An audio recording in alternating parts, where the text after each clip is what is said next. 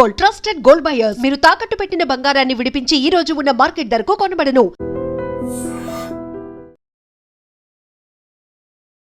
మనతో పాటుగా ఒక బలమైనటువంటి వాయిస్ ఉన్నటువంటి తెలంగాణ ఉద్యమకారుడు ఉన్నారు.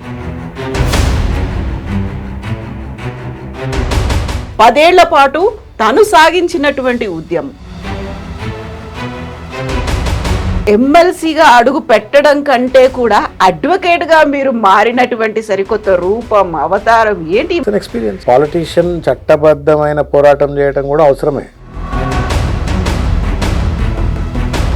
క్షేత్రంలో కొట్లాడాలా, కోర్టుల్లో కొట్లాడాలా, అప్పుడే నిజమైనటువంటి గొంతుకు లెక్క ప్రజల కోసం కొట్లాడినట్టుగా.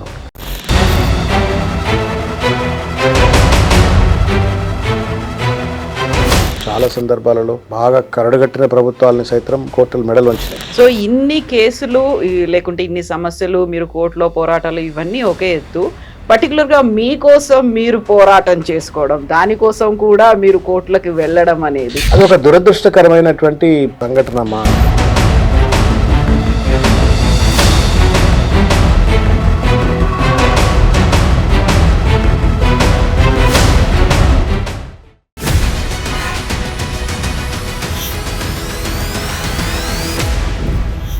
నమస్తే, welcome to I dream inside politics with Kavitha. మనతో పాటుగా ఒక బలమైనటువంటి వాయిస్ ఉన్నటువంటి మంచి ఆరేటర్, తెలంగాణ ఉద్యమకారుడు, at the same time social activist ఉన్నారు. ఇదంతా తెలంగాణ ప్రత్యేక రాష్ట్రంగా ఏర్పడక ముందు. ఆ తర్వాత తను చేసినటువంటి పోరాటాలు, 10 ఏళ్ల పాటు తను సాగించినటువంటి ఉద్యమం ఇప్పుడు సరికొత్త రూపంలో, అవతారంలో కనిపిస్తున్నారు. యాక్చువల్గా ఎమ్మెల్సీ అయినప్పటికీ, మండలిలో అడుగు పెట్టకపోయినప్పటికీ కూడా సుప్రీంకోర్టు వేదికగా పబ్లిక్ ఇంట్రెస్ట్ లిటిగేషన్లు, రిట్ పిటిషన్లు ఫైల్ చేస్తూ మొత్తంగా ప్రజా సమస్యల్లో ఇంకో కొత్త కోణంతో పోరాటం చేస్తున్నటువంటి ఎమ్మెల్సీ దాసోజు శ్రవణ్ గారు మనతో పాటుగా ఉన్నారు. అన్న నమస్తే. నమస్తే అమ్మా. కంగ్రాచులేషన్స్. థ్యాంక్ యూ అమ్మా. ఎమ్మెల్సీగా మీరు మండలిలో అడుగు పెట్టబోతున్నారు. అయితే ఎమ్మెల్సీగా అడుగు పెట్టడం కంటే కూడా అడ్వకేట్ గా మీరు మారినటువంటి సరికొత్త రూపం, అవతారం ఏంటి? ఈ మధ్యన ఎక్కువగా ఢిల్లీకి పోయి వస్తున్నారు, సుప్రీంకోర్టులోనే కనిపిస్తున్నారు, ఆర్ఎల్స్ హైకోర్టులో కనిపిస్తున్నారు. మీరు ఏంటి ఇంత? అంటే not that I have enrolled in Supreme Court bar also. But నేను అక్కడికి వెళ్ళేది ఫస్ట్లో గ్రూప్ 1 జీవో 29 కోసం వెళ్ళినాను. తర్వాత జీవో 46 బాధితుల పక్షాన వెళ్ళాను. తర్వాత నా పంచాయతీ, నా ఎమ్మెల్సీ గవర్నర్ గారు రిజెక్ట్ చేయటం, దానికోసం సుప్రీంకోర్టు రెగ్యులర్గా వెళ్ళాను. సో అంటే ఏం పెద్ద రెగ్యులర్గా కాకుండా, but at least some of these cases కోసం పోవటం, తర్వాత మధ్యలో పార్టీకి సంబంధించిన లీగల్ మ్యాటర్స్ ఉంటే 1-2 సార్లు వెళ్ళటం. It's an experience, it's a good experience. అంటే పాలిటీషియన్ చట్టబద్ధమైన పోరాటం చేయడం కూడా అవసరమే. బికాజ్ మనం ఏం మాట్లాడినా రాజకీయములు, తర్వాత గవర్నెన్స్ ఈజ్ ఆల్ అండర్ కాన్స్టిట్యూషనే కదా. And courts are the protectors of the constitution. కాబట్టి they are the right forums to go and then make an appeal. So కాబట్టి క్షేత్రంలో కొట్లాడాలా, కోర్టుల్లో కొట్లాడాలా, అప్పుడే నిజమైనటువంటి గొంతుకు లెక్క ప్రజల కోసం కొట్లాడినట్టు కనబడుతుంది. మీడియాలో కూడా కనిపించాలి, అందులో కూడా ఎక్కువ మీడియా ఆటోమేటిక్ కనబడతాం కదా. మనం మీరు ఫీల్డ్లో కొట్లాడితే ఆటోమేటిక్ కనబడుతుంది, కోర్టులో పోయి కొట్లాడితే ఆటోమేటిక్ కనబడుతుంది. సో వెరీ ఫస్ట్ ఒక అడ్వకేట్ గా చేసినటువంటి ఉద్యమం, పోరాటం ఏంటి అసలు? తెలంగాణ మూమెంట్లో బిల్లుల కోసము, దానికోసం కోర్టులకు హియరింగ్స్ అవుతుంటే అట్లా పోయాను. తర్వాత కొంత ఆర్టీఐ చట్టం కోసం, కోవిడ్ బాధితుల కోసం, వరద బాధితుల కోసం, జిహెచ్ఎంసీలో ఎక్స్ అఫిషియో మెంబర్స్ కోసం, తర్వాత బీసీ రిజర్వేషన్లు పంచాయతీ ఎన్నికల్లో అమలు చేయాలని చెప్పని, ఇవాళ కులగణన అంటున్నటువంటి దానికి జెనసిస్ 2018లో ఐ ఓన్లీ హ్యావ్ స్టార్టెడ్. సమగ్ర కుటుంబ నో, అది కేసీఆర్ గారు వారు ఎఫెక్టివ్ ప్లానింగ్ కోసం వారు చేసినటువంటి ఒక సర్వే. బట్ ఎంపిరికల్ సర్వే ఏదైతే అన్నారు కదా, ఇప్పుడు ఎంపిరికల్ స్టడీ ఏదైతే భూసాని వెంకటేశ్వరరావు గారు ఆ స్టడీ ఏదైతే అన్నారో, దానికి root was one of our cases. 18లో మేము ఫైల్ చేసినటువంటిది. అప్పుడు పంచాయతీ ఎన్నికలలో ముందు ఆ పంచాయతీ ఎన్నికలలో మేమెంతో మాకంత రావాలని, తర్వాత కేటగరైజేషన్ను అమలు చేయాలని విద్యా ఉపాధుల్లో ఉన్నట్టుగానే మన రాజకీయ స్థానిక సంస్థల ఎన్నికల్లో కూడా కేటగరైజేషన్ అమలు చేయాలని అప్పుడు కోర్టులో కేసు వేసినప్పుడు జస్టిస్ రామచంద్రరావు గారు ఆయన బెంచ్ అది. అప్పుడు we argued and then finally he gave an order to conduct the empirical study. But some reason అప్పుడు అదే టైంలో ప్రభుత్వం కొంత అడ్వాన్స్గా ప్రభుత్వాన్ని డిజాల్వ్ చేయటము, ఎన్నికలకు పోవటము, తర్వాత కొత్త ప్రభుత్వం రావటం, మళ్ళీ 2020లో మళ్ళీ జిహెచ్ఎంసీ ఎన్నికలు వచ్చినప్పుడు మళ్ళీ కేటగరైజేషను, కాస్ట్ సెన్సస్ చేయాలని. సో మొన్న ఏదైతే ఈ ట్రిపుల్ టెస్ట్ జడ్జిమెంట్ ఏదైతే వచ్చిందో one of the reasons is my petition. నాతో పాటే తర్వాత మన జాజుల శ్రీనివాస్ గౌడ్ గారు, తర్వాత బీసీ సంఘ నాయకులు సత్యనారాయణ గారు, వాళ్ళందరూ కూడా వేశారు. It's a different matter. This government was so thick skin that they have not acted upon that particular order that was given by the chief justice. తర్వాత మళ్ళీ అదే అంశాల మీద ఆర్ కృష్ణ పిటిషన్ వేస్తే దాన్ని పట్టుకొని భూసాని వెంకటేశ్వరరావు కమిటీ వేస్తున్నాం అని అన్నారు. బట్ ఒరిజినల్గా ఈ ఎంపెరికల్ స్టడీ, తర్వాత సబ్స్టాన్షియేటివ్ రిప్రజెంటేషన్ ఇవ్వాలా అన్నటువంటి ఒక లీగల్ బ్యాటిల్ మొదలుపెట్టింది మేమే. So that is one. అట్లా తర్వాత నాల్సర్లో బీసీ రిజర్వేషన్స్ అమలు చేయాలా అని, రిజర్వేషన్స్ అమలు చేయట్లేరు బీసీ రిజర్వేషన్స్ అని, లా స్కూల్స్లలో లా చెప్పే దగ్గర లా ఎట్లా అమలు చేయలేదు, చట్టం ఎట్లా అమలు చేయరు అని అక్కడ కొట్లాడినాం. అట్లా I mean we did and what we did is limited. ఇంకా కొట్లాడాలా, చాలా అంశాలు ఉన్నాయి, చాలా సమస్యలు ఉన్నాయి, కొట్లాడాలా. I consider that every politician should use courts also very well, because ప్రతిదానికి రోడ్ల మీద వచ్చి బట్టలు దించుకోవాల్సిన అవసరం లేదు, రోడ్ల మీదకి వచ్చి రగడ చేసి సినిమా థియేట్రిక్స్ లెక్క చేయవలసిన అవసరం లేదు. ప్రాపర్గా మనం ఏదైతే చట్టాన్ని ప్రభుత్వాలు ఉల్లంఘిస్తున్నాయి అనుకున్నప్పుడు, రాజ్యాంగాన్ని తుంగలో తొక్కుతున్నాయి అనుకున్నప్పుడు కోర్టులు తప్పనిసరిగా సమాధానం చెప్తాయి. మనం చాలా సందర్భాలలో బాగా కరడుగట్టిన ప్రభుత్వాలని సైతం కోర్టులు మెడలు వంచినాయి. సో కాబట్టి politicians should learn to use courts also, judicial, not for litigation కోసం కాదు, రెజల్యూషన్ కోసం. సమస్యల కొంతమంది ఎందుకు అది లిటిగేషన్ కోసమే, కాబట్టి ఏడన్నో పుల్ల పెట్టాలి, ఏడ పుల్ల పెట్టాలి, ఆడ పుల్ల పెట్టాలి. బట్ మనం కోర్టుకు పోవడం వల్ల పబ్లిక్ పాలసీలో ఒక స్మూత్నెస్ రావటము, తర్వాత ఏమైనా అవకతవకలు ఉంటే వాటిని కట్టేలు చేయటము అట్లా ఉపయోగపడుతుంది. కాకపోతే you have your own legal team అనేది ఉంటారు, అక్కడ అడ్వకేట్లు ఉంటారు, వీళ్ళందరూ ఉన్నప్పటికి కూడా మీ అంతటా మీరు వెళ్ళి అటెండ్ అయ్యి అక్కడ కోర్టులో వాదించడం ఇవన్నీ కూడా ఉన్నాయి కదా. కొన్ని అంటే నేను ఐ యూజ్డ్ లాట్ ఆఫ్ వాళ్ళే వాదించారు, బట్ ఐ అసిస్టెడ్. నేను బేసిక్గా రీసెర్చర్ని కదా. ఏదైనా ఒక కేసును మనం ఆర్గ్యూ చేయాలన్నప్పుడు డీప్ రీసెర్చ్ చేయాలా, సబ్స్టాన్షియేటింగ్ సెక్షన్స్ కానీ, లేకపోతే కాన్స్టిట్యూషనల్ ప్రొవిజన్స్ కానీ, లేకపోతే కేస్ లాస్ కానీ, ఆల్రెడీ ప్రెసిడెన్స్ సిమిలర్ కేసెస్ ఎక్కడన్నా ఉంటే వాటిని క్రోడీకరించడం కానీ, ఆ రీసెర్చ్ నేను డీప్గా చేసేవాడిని. సో ఆర్గ్యుమెంట్స్ నా కేసులో చాలా వరకు సీనియర్ అడ్వకేట్సే ఆర్గ్యూ చేసినారు, but I assisted in drafting, in కొంత కూర్పు అంటాం కదా మనం, లీగల్ ఏ యాంగిల్లో మనం కొట్లాడితే గెలుస్తాం అన్న కూర్పులో I think I did play vital role. So ఇన్ని కేసులు లేకుంటే ఇన్ని సమస్యలు, మీరు కోర్టులో పోరాటాలు ఇవన్నీ ఒకే ఎత్తు, పర్టికులర్గా మీకోసం మీరు పోరాటం చేసుకోవడం, దానికోసం కూడా మీరు కోర్టులకు వెళ్ళడం అనేది అది ఒక దురదృష్టకరమైనటువంటి సంఘటన అమ్మా. అంటే ఒకటి, రెండోది నా కోసం నేను కొట్లాడుకున్నా అని నేనేం అనుకోవట్లేను. నేను మెంటల్గా డిసైడ్ అయినా జీవితంలో బహుశా రాజకీయాల్లో నాకేం పదవులు రాకపోవచ్చేమో అని చెప్పని అనుకున్నాను. కానీ ఆ కొట్లాట అంతా కూడా ఏదో నేను గెలవాలా, ఆ గెలుపు ద్వారా నేను పదవుల్లో కూర్చోవాలా, నేనేదో కిరీటాలు భుజకీర్తులు పెట్టుకుని ఊరేగాల అని చెప్పని కాదు.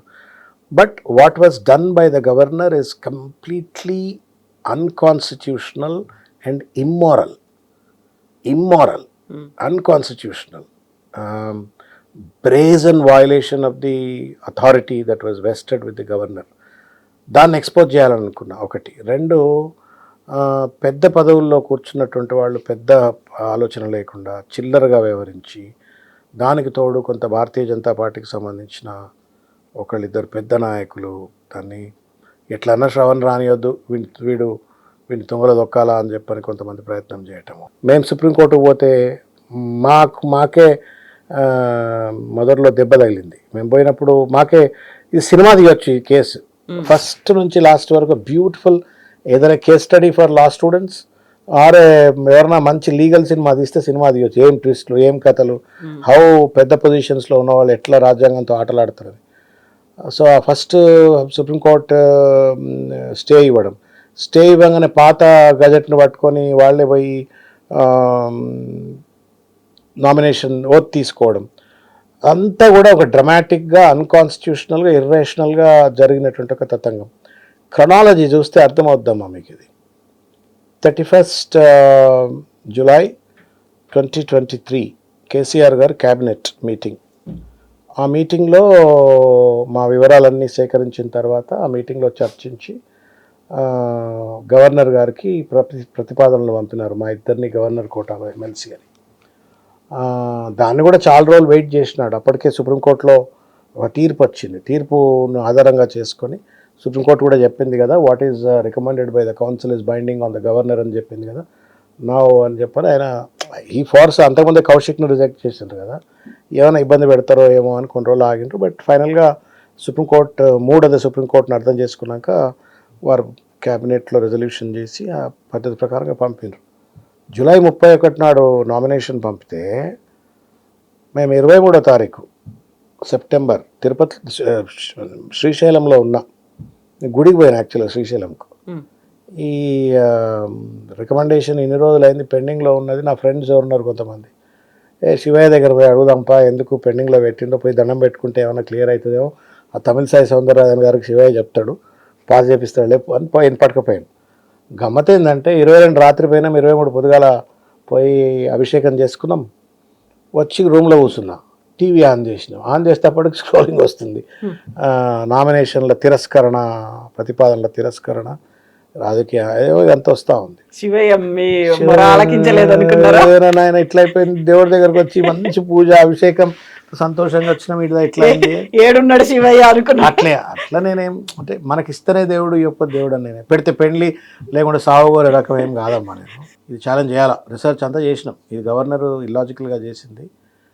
సుప్రీంకోర్టు లాయర్స్తో మాట్లాడినాం, లీగల్ ఎక్స్పర్ట్స్తో మాట్లాడినాం, చాలామంది ప్రొఫెసర్స్ అందరితో చాలా డిస్కస్ చేసిన తర్వాత finally we came to a conclusion that what governor did is unconstitutional. Worse she could have done is to return the file but not reject the file. Return చేసి నాకు సమాచారం సరిగ్గా లేదు, శ్రవణ్ మీద నాకు ఇంకా ఒపీనియన్ రావట్లేదు, నేను కన్విన్స్ కాలేదు, నాకు ఇంకొంత వివరాలు ఇవ్వండి, ఆయన ఎందుకు నామినేట్ చేయాలో అని అడగవచ్చు.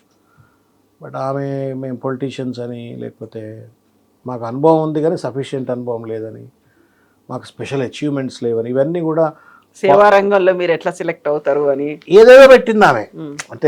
అంటే ఆ లెటర్ చదివితే చాలా బాధ కూడా అవుతుంది. అరే ఏంది ఇది అమ్మ, ఈ డబుల్ పోస్ట్ గ్రాడ్యుయేట్ చదువుకొని పిహెచ్డి చేసి యూనివర్సిటీలో ఒక ప్రెస్టీజియస్ అకాడమిక్ ఇన్స్టిట్యూషన్స్లో అసిస్టెంట్ ప్రొఫెసర్గా, అసోసియేట్ ప్రొఫెసర్గా పనిచేసి, కార్పొరేట్ సెక్టర్లో ట్రైనర్గా ఉండి, సినిమాలు తీసి, సోషల్ వర్క్ చేసి, తెలంగాణ ఉద్యమంలో పనిచేసి, అయినా ఎలిజిబిలిటీ లేదు పాలిటీషియన్ అంటుంటివి. మరి పక్కనేమో ఇంకో పొలిటీషియన్, ఆయన పార్టీ ప్రెసిడెంట్, ఆయననేమో మీరు ఒప్పుకుంటారు. ఇది ఆమె ప్రెజుడిస్టిక్గా చేసినది, బయాస్డ్గా. సో కొట్లాడాలని, ఇది ఎట్లా ప్రూవ్ చేయాలా. Lot of people said no don't do this, don't go to the court, you will be seen as a laughing stock, వద్దు వదిలిపెట్టండి అంటే, nothing doing, will fight, will have to fight. Because if we don't fight, మనం ప్రజల హక్కుల కోసం కొట్లాడేటోళ్ళం. Politics ఏంటి, అందరి హక్కుల కోసం కొట్లాడటం కదా. మన హక్కుల కోసం మనం కొట్లాడకుండా మంది హక్కుల కోసం ఎట్లా కొట్లాడతాం? కాబట్టి మన హక్కుల కోసం కొట్లాడాలా. మన హక్కుతో పాటు ఎదుటివాడి యొక్క అన్కాన్స్టిట్యూషనల్ బిహేవియర్ని ఎక్స్పోజ్ చేయాలా, రాజ్యాంగ ఉల్లంఘనను ఎక్స్పోజ్ చేయాలా. So we filed a writ. గమ్మత్ ఏంటంటే సెప్టెంబర్ 23 నాడు మేము శ్రీశైలంలో ఉన్నప్పుడు ఆ లెటర్ ఏదైతే మీడియాలో సర్క్యులేట్ అయిందో అది 19th dated signature. But 23rd నాడు రిలీజ్ చేసిన వాళ్ళు 19th డేటెడ్. తర్వాత నేను somewhere I think in first week January or last week of 31st of 23 I filed a writ. Then it came for hearing. First hearing రోజే ఒప్పుకున్నారు ఇద్దరు, governor తర్వాత ప్రభుత్వం ఏజీ. మేము we will abide by the high court final outcome. అప్పటిదాకా gentlemen agreement మేము fill up చేయము ఇవి అని చెప్పినారు. చెప్పిన తర్వాత 17వ తారీఖు జనవరి 24 గవర్నర్ గారు పత్రికా ప్రకటన చేసిండ్రు. కోర్టులో కేసు ఎమ్మెల్సీ నియామకాలకు సంబంధించి కోర్టులో కేసు ఉన్న దరిమిల గవర్నర్ కార్యాలయము ఏ రకమైనటువంటి కొత్త ప్రతిపాదనలను పట్టించుకోదు, నామినేట్ చేయదు, కోర్టు తీర్పు వచ్చే వరకు వీటిని ఖాళీ పెడతా అని ప్రెస్ స్టేట్మెంట్ ఇస్తుంది. గతంలో పొలిటీషియన్స్ అందరినీ గవర్నర్ కోటాలో అపాయింట్ చేసి బసవరాజ్ సారయ్య గారు, దయానంద్ గారు, మసూన్చారి గారు, కోదండరామ్ గారు, మమీర్ అలీ గారు, దాసోజు శ్రవణ్ మాత్రం politician. So we fought it and then ఫైనల్గా హైకోర్టు అది కొట్టేసింది. కొట్టేసినాక 5 నెలలు దాన్ని తాత్సారం చేసిండ్రు. Then we went to Supreme Court first stay ఇచ్చింది. తర్వాత మేము నెత్తి నోరు పెట్టుకొని మొత్తుకున్నాం, ఇదేంది ఆర్డర్ నాయన, మా దాంట్లో మాకే లాత్ కొడితే మేము ఎట్లా పోవాలా అని. అంటే ఫైనల్గా మొన్న ఆర్గ్యుమెంట్స్లో దే ఎక్సెప్టెడ్ దట్, వాళ్ళే ఒప్పుకున్నారు, కోర్టు మేము తప్పు చేశాము, తప్పు జరిగిపోయింది, మేము స్టే ఇచ్చాము. ఆ స్టే ఇచ్చిన తర్వాత సబ్సీక్వెంట్గా స్టే ఇచ్చిన తర్వాత జరిగే నామినేషన్స్ ఆర్ సబ్జెక్ట్ అవుట్కమ్ అన్నాం, కానీ పాత వాటిని మేము రివైవ్ చేసినట్టు కాదని చెప్పని కొట్టిపడేసినారు. But end of the day I feel that September 17th ఇంకా కూడా ఇది half won battle. September 17th I'm sure పాత ప్రభుత్వం చేసిన రికమెండేషన్స్ను హైకోర్టు చెప్పినట్టుగానే రెస్టోర్ చేస్తుంది అని నేను అనుకుంటున్నా. సరే, నేను ఒకవేళ కౌన్సిల్లో ఆల్రెడీ ఎంటర్ అయినాను కాబట్టి ఎమ్మెల్యే కోటాలో, ఎమ్మెల్యే ఎలక్టెడ్గా, కుర్ర సత్యనారాయణ గారు పాపం ఎరుకల బిడ్డ, ఆయనన్న మంచి వెటరన్ లీడర్, సోషల్ సెన్సిటివిటీ ఉన్న లీడర్, పాత ఆయన పాపం పెద్ద మనిషి. ఆ కులంలో ఎవరు లీడర్లుగా ఎదగరు, ఆడదాకా ఎవరు రారు. ఆయనకు ఒక ఆపర్చునిటీ వస్తుంది, కోర్టు ఆయనకు న్యాయం చేస్తుందని నేను నమ్ముతున్నాను. I'm hopeful. ఇప్పుడు కోదండరామ్ గారి మీద పర్సనల్ గ్రడ్జెస్ ఏమైనా ఉన్నాయా దాసోజు శ్రేవణ్కి? ఎందుకుంటాయమ్మా? ఒకవేళ దాసోజు శ్రేవణ్ కాకుండా ఇంకెవరైనా వ్యక్తిని కనుక నామినేట్ చేయమని పేరు పంపిస్తే అప్పుడు కూడా ఇలాగే ఫైట్ చేసేవాళ్ళ మీరు? What was done by the governor is unconstitutional అమ్మా. శ్రవణ్ కాకుండా ఎవరైనా కొట్లాడమంట నేను. మనము ఎండ్ ఆఫ్ ద డే ఏంటి, ఒక లేకపోతే ఒక రౌడీ రాజకీయాలు చేసేటోళ్లకు కొంత గొప్ప మనం చదువుకున్నాము, సమాజంలో ఉన్నటువంటి ఒక సమస్యలను రాజ్యాంగబద్ధంగా చట్టబద్ధంగా పరిష్కరించాలనుకునేటువంటి వాళ్ళము, రాజ్యాంగానికి లోబడి పరిపాలన ఉండాలా, ఎగ్జిక్యూటివ్ డెసిషన్స్ ఉండాలా, కాన్స్టిట్యూషనల్ ఫంక్షనరీస్ ఎట్లా వివరించాలని చెప్పని కోరుకునేటోళ్ళం. కాబట్టి నేను కాదు, ఎవరైనా కానీ కొట్టడం చెప్తా నేను. అదే my only concern was that only. My battle is a human rights battle. My battle is a constitutional rights battle. My battle is not against individual. My battle is against N institution which was exploiting the authority of the governor. Governor కుర్చీని అడ్డం పెట్టుకొని రాజ్యాంగంలో ఉన్నటువంటి ఒక constitutional ఇమ్యూనిటీని అడ్డం పెట్టుకొని, నేను ఎవరికి జవాబుదారు కాదు, నన్ను ఎవరు అడగలేరు అనేటువంటి ఒక ఇమ్యూనిటీని అడ్డం పెట్టుకొని ఆ వ్యవస్థ ఇవాళ ఒక విశృంఖలత్వం. ఇదొకటే కాదమ్మా, కేసీఆర్ గారు యూనివర్సిటీ ఫ్యాకల్టీ రిక్రూట్మెంట్ సంబంధించి ఒక కామన్ బోర్డ్ ఏదో సెటప్ చేయాలనుకున్నారు ఆయన. గతంలో ఎట్లుంటుండే, ఏ యూనివర్సిటీ ఆ యూనివర్సిటీ నోటిఫికేషన్ ఇస్తుంది, ఆ యూనివర్సిటీలో ఇంటర్వ్యూ పెడతారు, సెలక్షన్ ప్రాసెస్ ఉంటుంది, అవుతారు. కేసీఆర్ గారు ఏమనుకున్నారంటే, public administration or chemistry or mathematics in Osmania is as good as in కాకతీయలో ఉన్నట్టే శాతవాహన్ ఉంటుంది, లేకపోతే మహాత్మా గాంధీ యూనివర్సిటీలో ఉంటుంది కదా, మనం ఒక కామన్ బోర్డ్ లాంటిది పెట్టి కామన్ బోర్డులో సెలెక్షన్స్ చేద్దాము.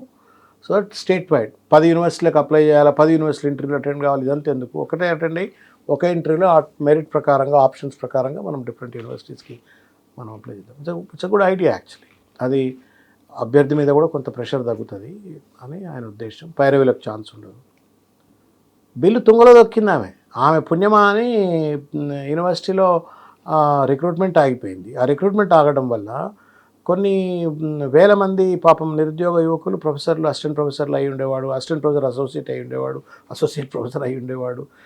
ఒకటి. 2, విద్యార్థులకు టీచింగ్ అందుబాటులో లేకుండా పోయింది, టీచర్స్ అందుబాటులో లేకుండా పోయినారు.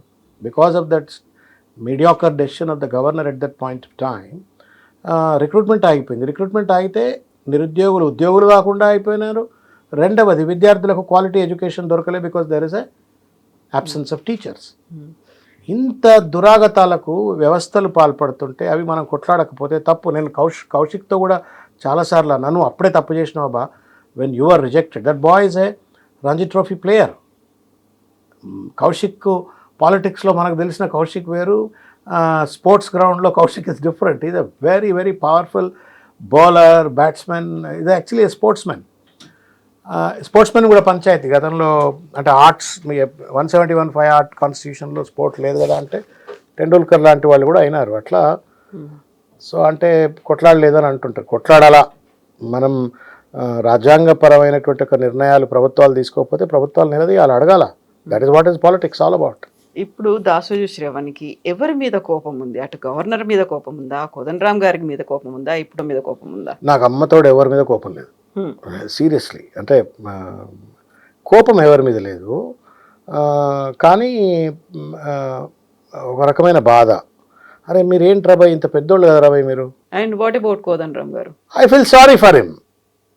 I honestly feeling, I feel sorry for him. He should have first of all not accepted.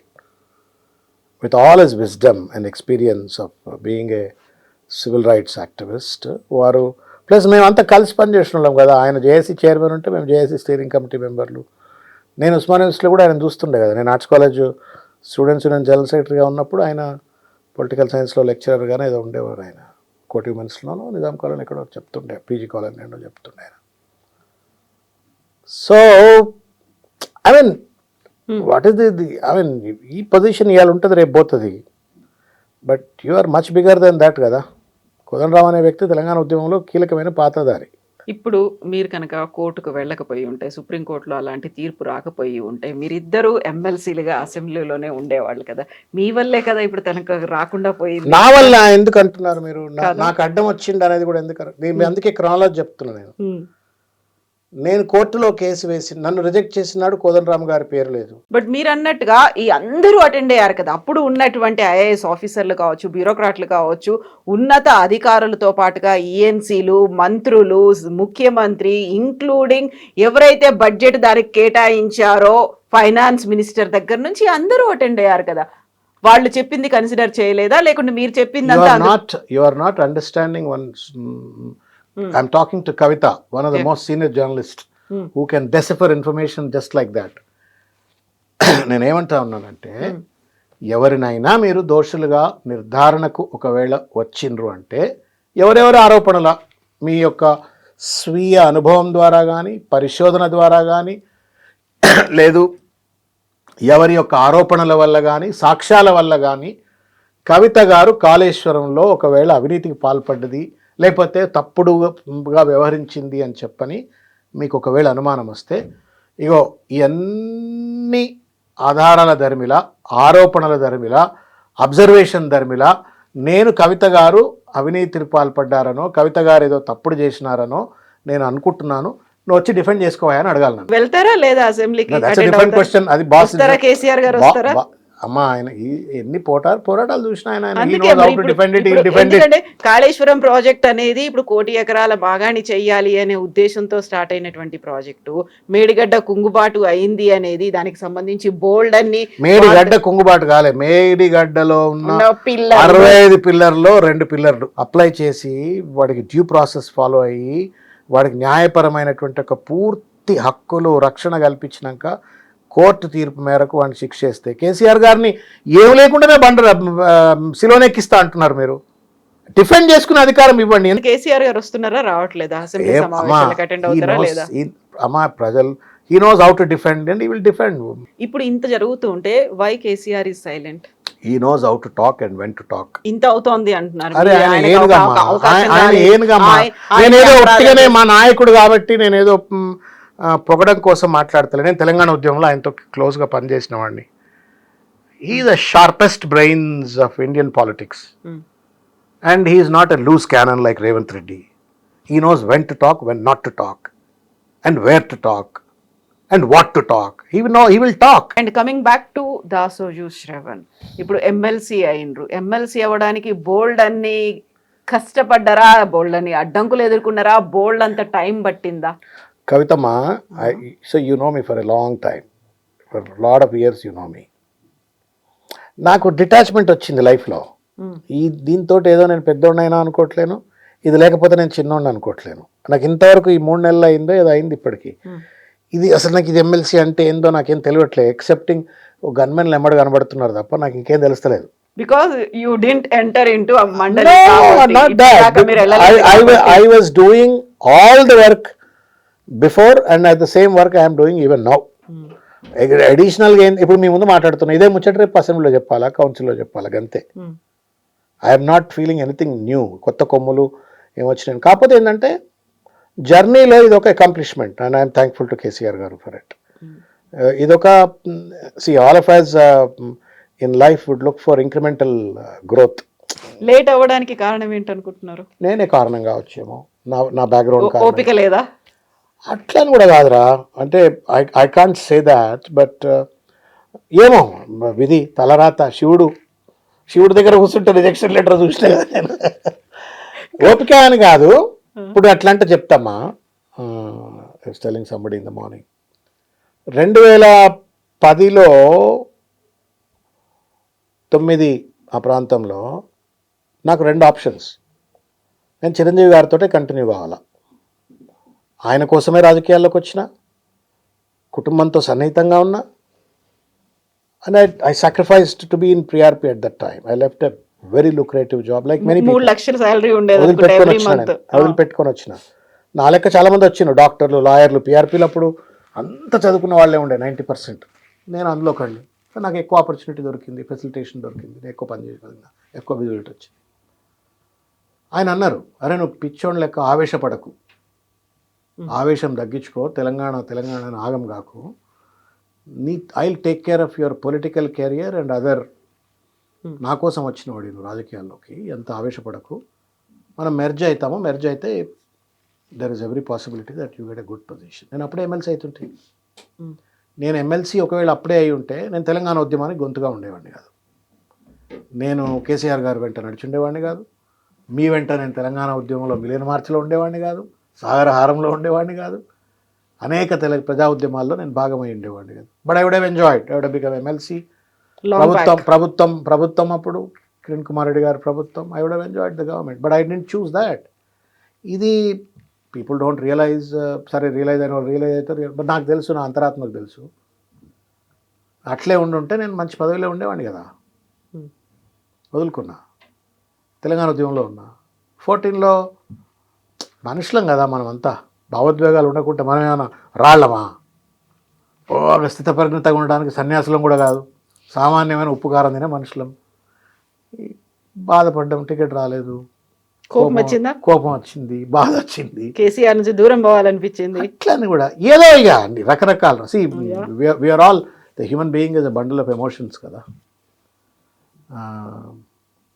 తర్వాత ఆత్మన్యూనతా భావం కావచ్చు, మన నియంత్రణ లేని మన అస్తిత్వాలు కావచ్చు, ఏదో మొత్తాన్ని జరిగిపోయింది. But finally God has driven me. అరే శివయ్య, నువ్వు ఆడిడ కాదురా, నువ్వు కేసీఆర్ గారే తోటే ఉండాలా, నువ్వు ఆయనదే తోటే నీకు కరెక్ట్. శివుడు చంద్రశేఖరుడు ఒకటే కదా, అట్లా పట్టుకో. అయితే ఒక నిలకడ లేదు, దాసోజు శ్రవణ్కి నిలకడ లేదు, ఓపిక లేదు, ఆగలేడు, కోపం ఎక్కువ, ఇందువల్లే ఇన్ని పార్టీలు తిరిగిండు, మళ్ళీ మళ్ళీ మళ్ళీ మళ్ళీ పోయి వచ్చేసి. కవితమ్మ రామాయణం అంతిని రామును సీతేమని అడిగితే నేను సద్దునా, నేను రాయి కొట్టుకుంటాడా? నేను మీకు కుల్లా చెప్పిన, పాలిటిక్స్ ఇంట్రెస్ట్ ఉన్నవాడిని, విద్యార్థి ఉద్యమాల్లో ఉన్నవాడిని, సోషల్ సెన్సిటివిటీ ఉన్నవాడిని, పాలిటిక్స్లోకి ఎంటర్ అయినా. Middle class family, very first generation graduate, first generation politician, first generation corporate big role, first generation. మా నాన్న ఏం జనరల్ మేనేజర్ కాదు, లేకపోతే కార్పొరేట్ కంపెనీలో ఎండి కాదు, ఏం కాదు. చాలా కష్టపడి ఆ స్థాయికి వచ్చా. నిద్రలేని రాత్రులు, అనేక కష్టం పడితే ఆ స్థాయికి వచ్చా నేను. అది వదులుకోవటం రాజకీయాల్లోకి వచ్చిన తర్వాత నాలాంటి మిడిల్ క్లాస్ వాడు మన చిరంజీవి గారు set you stay back, don't be emotional, I will take care of your political future and నీ అన్నీ నేను I will take care of you అంటే నేనేం చేయాలా? ఎందుకని లేరు? ఏం చేయాలా? ఉండాలి కదా అక్కడే కదా. ఎందుకు లేరు? నేను తెలంగాణ నా నా నా నా గడ్డ విముక్తి కోసం కొట్లాడుతుంది. నా కోట్ల మంది ప్రజలు రోడ్ల మీదకి వచ్చి 60 సంవత్సరాల పోరాటం, ఆరాటం, ఒక తపన, ఒక పెద్ద ఉద్యమం జరుగుతుంది. మీరు నేను స్వాతంత్ర సమర యుద్ధంలో లేం, వందే మాతర ఉద్యమంలో లేం, భారత స్వాతంత్ర ఉద్యమంలో లేం, మహాత్మా గాంధీ బడి నడవలే, సుభాష్ చంద్రబోస్ ఎవడో తెలియదు మనకు, అప్పుడు మనం పుట్టలే. మన కళ్ళ ముందు ఒక స్వాతంత్ర ఉద్యమం జరిగినట్టు జరిగింది. నేను బలంగా నమ్మినది it's freedom moment, Telangana freedom moment కాదు. ఈ మాట మీతో అన్న వాళ్ళు కూడా చాలా మంది ఉన్నారు కదా. అంటారా? ఎందుకన్నారు? అరే పుర్రే మన బుర్రే మనకు 100 చెప్తుంది. ఇది ఉందా? దీని మీద 100 సెంటెన్సులు రాయొచ్చు. I use to do this in creativity exercise in corporate training. ఒక ఆబ్జెక్ట్ను మీరు ఎన్ని రకాలుగా చూస్తారంటే ఒకడే వ్యక్తి 100 రకాలుగా చూస్తాడు. సో సమాజం 100 రకాలు ఆలోచిస్తుంది, వేల లక్షల బుర్రలు కదా. అండ్ ఇంకోటి, మంది మీద రాళ్ళేయటానికి చాలా ఈజీగా వేయచ్చు, బికాజ్ ఇట్స్ ఈజీ. ఇప్పుడు సో సో సో నాకే తెలుసు కాంగ్రెస్ నుండి నేను బయటకు ఎందుకు వచ్చినా అంటే నాకే ఎరక. బీజేపీ నుంచి ఎందుకు వచ్చిండ్రు? బీజేపీ అది యాక్సిడెంట్, నా జీవితంలో జరిగిన one of the biggest accident. కాకపోతే యువర్ ఏబీవీపీ కార్యకర్త. ఏబీవీపీకి ఆర్ఎస్ఎస్కు ఇప్పుడున్న బీజేపీకి సంబంధం లేదు, అసలే సంబంధం లేదు. చాలామంది అందరు సంబంధం అది అంటే working style, rhythm, orientation. Vidyarthi Parishad is always an independent student organisation. Though సంఘము అదంతా కొంత ఉన్నప్పటికీ కూడా అది బీజేపీ కంట్రోల్లో పనిచేసే విద్యార్థి సంస్థ కాదు. సంఘం always is an independent ideological thing. సరే, వాళ్ళు సిద్ధాంతపరమైనటువంటి ఒక గైడెన్స్ ఇచ్చినప్పటికీ కూడా, but they never obstruct anybody to work in other political parties. స్వయం సహాయకానంత మాత్రాన నువ్వు కాంగ్రెస్లో ఉండొద్దు, లేకపోతే నువ్వు ఇంకొక సంస్థల్లో ఉండొద్దు అని ఏం చెప్పరు. మీరు ఇంత ముందు అన్నారు అప్పుడెప్పుడో నేను ఎమ్మెల్సీ అవ్వాల్సిన వాడిని అనేది. అయ్యుండేవాళ్ళు. But did you get the call? ఇప్పుడు ఈ కాలంలో మీరు ఎమ్మెల్సీ అయిన తర్వాత వచ్చిందా ఫ్రమ్ చిరంజీవి గారు? పెద్ద ఆయనతో అమ్మ ఏం మాట్లాడలేదు. అంటే నేను ఎప్పుడో అనుకున్న కలవాలని, ఇంకా నేను కూడా అంటే సీరియస్గా నేను ప్రయత్నం చేయలే. ఆయన పెద్ద మనిషి, ఆయన 100 సినిమాలు, కథా కార్ఖానా బిజీగా ఉంటారు కదా. But I'm always grateful to him that he gave me that political opportunity. Kalyan garu, Chiranjeevi garu, they gave me the opportunity. నేను అంటే నాకు ఇచ్చిరా మొదటికెళ్ళి పాలిటిక్స్ ఇచ్చు. I wanted to be in politics right from my student days. మానవ సేవ, మాధవ సేవ అనేది నేను బాగా విన్నవాడిని, ఇన్స్పైర్ అయినవాడిని. బట్ పాలిటిక్స్లో రావాలంటే భయం ఉండేది. మనకు గాడ్ ఫాదర్ లేరు, మనం ఎవరు ఓన్ చేసుకోకపోవచ్చు, లేకపోతే కులపరమైన కన్స్ట్రైంట్స్ ఉండొచ్చు, ఇంకేదో అని అట్లా అనుకునేవాడిని. బట్ అవన్నీ ఓవర్కమ్ చేస్తూ నాకు చిరంజీవి గారు, కళ్యాణ్ గారు ఆపర్చునిటీ ఇచ్చినారు. I'm thankful to them. God father అంటే ఎవరు? మై గాడ్ ఫాదర్ కేసీఆర్ గారు. ఇప్పుడు హీఈస్ ద వన్. అంటే చాలామంది రాజకీయాల్లో ఎట్లుంటుందో, ఒకసారి పోయి మళ్ళీ వచ్చిన తర్వాత ఆ ఆదరణ ఉండదు, అటాచ్మెంట్ అంటాం కదా, అది ఉండదు. బట్ ఆయన ఎప్పుడు నన్ను అది ఫీల్ కానియలే. Interaction with him, he never made me feel that I left him for 8-9 years and then I came back అన్న భావన నాకు కలిగేటట్టు ఆయన ఎప్పుడు వివరించలే. What was your first reaction ఆయన్ని ఆ 8 ఏళ్ల తర్వాత మళ్ళీ మీరు కలిసిండ్రు, ఫామ్ హౌస్కి పోయిండ్రు అన్నప్పుడు? అడ్మైరేషన్. అంటే నాకు ఆయన పట్ల ఒక హీరో వర్షిప్ మొదటి నుంచి కూడా. ఫస్ట్ ఇలా ఎదురుగా కూర్చున్నారు, పక్కన కూర్చొని కేసీఆర్తో, మళ్ళీ అంత లాంగ్ గ్యాప్ తర్వాత మళ్ళీ కనిపించింది. 30 సెకండ్ ఇంటరాక్షన్ మాది. నేను ఎక్కడో చెప్పినా కూడా కలవగానే ఫస్ట్ ఏళ్ళ తర్వాత కలుస్తున్నా ఎదురెదురు. ఒకసారి ఎప్పుడో మధ్యలో కలిసినాం, ఏదో పెళ్లిలోనో ఫంక్షన్లో. నో ప్రణబ్ ముఖర్జీ గారు ఎట్ హోమ్ అని పెట్టినారు. ఆయన ఇప్పుడు డిసెంబర్లో వచ్చినప్పుడు ఏదో ఒక ఇయర్లో ఎట్ హోమ్ అని పెట్టినప్పుడు బాగా గుర్తుంది నాకు. పిసిసి అధ్యక్షులు ఉత్తమ్ కుమార్ రెడ్డి గారు ఉండే. ఉత్తమ్ కుమార్ రెడ్డి గారు, వారి సతీమణి కోదాడ్ ఎమ్మెల్యే గారు, పద్మావతి గారు, నేను, వి 3 వెంట్ టు ఎట్ హోమ్. ఆయన ఇన్వైటీ, నన్ను పొదంపాటి శ్రవణ్ అని ఉత్తమ్ కుమార్ రెడ్డి గారు తీసుకుపోయినారు. సో ఆడికి పోయిన తర్వాత కేసీఆర్ గారు అంత టీఆర్ఎస్ మంత్రులు అంటున్నారు, కేసీఆర్ గారు ముఖ్యమంత్రి హోదాలో ప్రణబ్ ముఖర్జీ గారితో ఉన్నాడు అనమాట. సో అందరిని ఇట్లా వరుసగా లైన్లో నిలబెడతారు, ఇట్లా మన ఎదురుగా వచ్చి ఇట్లా అందరికీ నమస్కారం అనుకుంటే పరిచయం చేసుకుంటే వెళ్ళిపోతారు అనమాట. It was very interesting experience అది.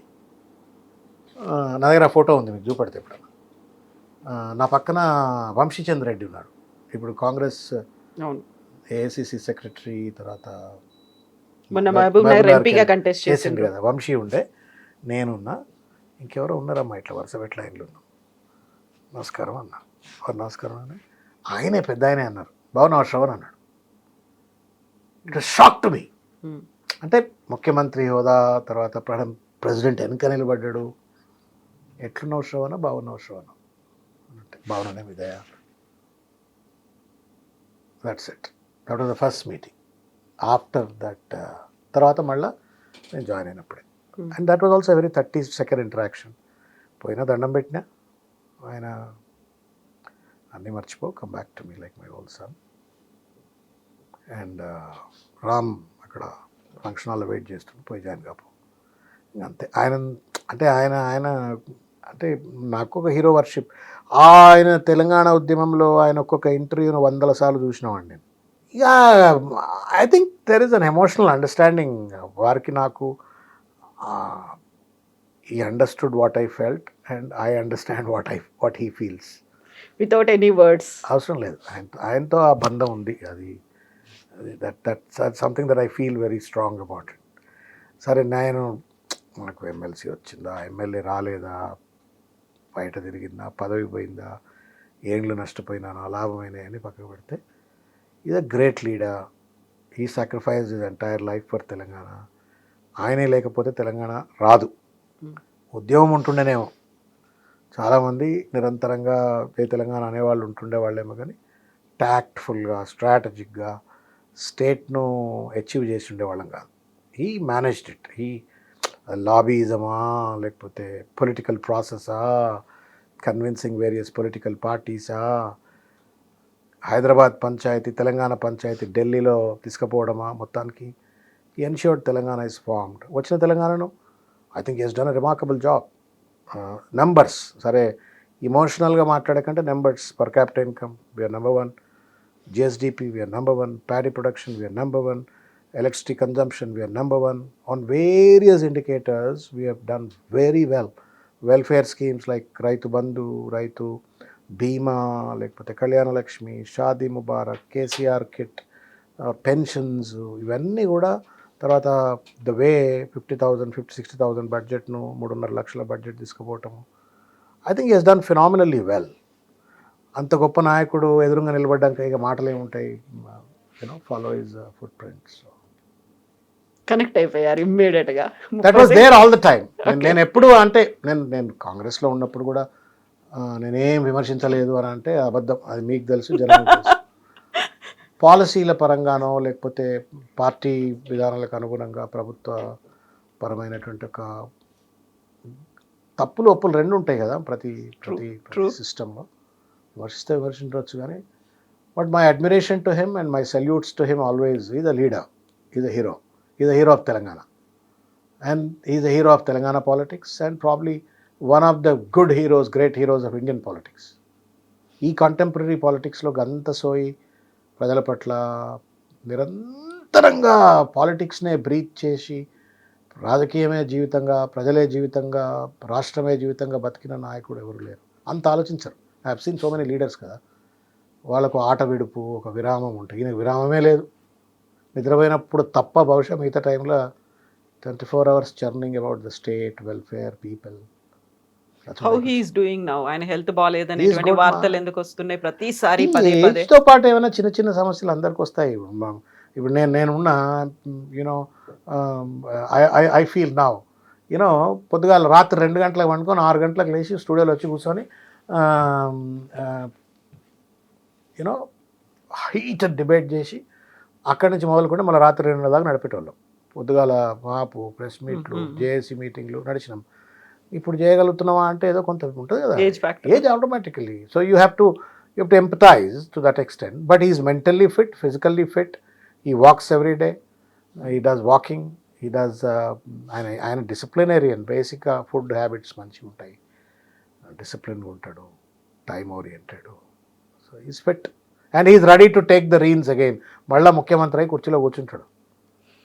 ఎస్ అన్న, thank you so much. Best wishes to you అన్న. Thank you. And don't forget to subscribe to iDream. And for more videos, Please subscribe to iDream. Please subscribe to iDream. Please subscribe iDream. And please subscribe to iDream. For more videos, subscribe to iDream. please like, share, and subscribe to the channel. Congratulations, iDream. Subscribe to iDream. Subscribe to iDream. So subscribe to iDream Media. iDream ki iDream team andarki huge congratulations. Please subscribe iDream Media. Please subscribe to iDream. Subscribe iDream. Please subscribe to iDream. iDream అంటే నా కళల channel subscribe చేసుకున్న నోరు తిరుగుతలేదు, మీరైతే గంట గుర్తు కొట్టండి. For more such videos, please subscribe to iDream.